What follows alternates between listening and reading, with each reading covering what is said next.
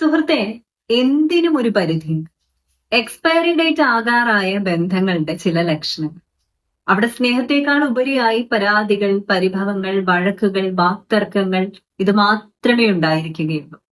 പരസ്പര വിശ്വാസം, പിന്തുണ, സ്നേഹം, ആഴത്തിൽ മനസ്സിലാക്കാനുള്ള പ്രവണത ഇതൊന്നും അവശേഷിക്കുന്നുണ്ടാവില്ല.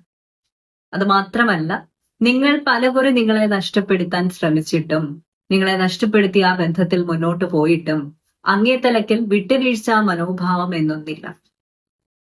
കൂടാതെ നിങ്ങൾ ഒരുമിച്ച് പങ്കുവെക്കുന്ന സമയം വല്ലാത്ത വീർപ്പുമുട്ടൽ തന്നുകൊണ്ടേയിരിക്കും. അങ്ങനെയെങ്കിൽ എക്സ്പയറി ഡേറ്റ് ആകാറായ ഒരു ബന്ധത്തിലാണ് നിങ്ങളുള്ളത്. ആ തിരിച്ചറിവ് നിങ്ങൾക്ക് വേണം. എന്നാൽ ഇത് ബന്ധമായതുകൊണ്ട് എക്സ്പയറി ഡേറ്റ് എത്തി അതങ്ങ് പോട്ടെ എന്ന് വെക്കേണ്ട കാര്യമില്ല.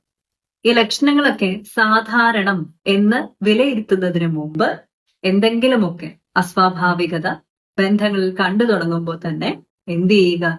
അതിനെ അഡ്രസ് ചെയ്യുക.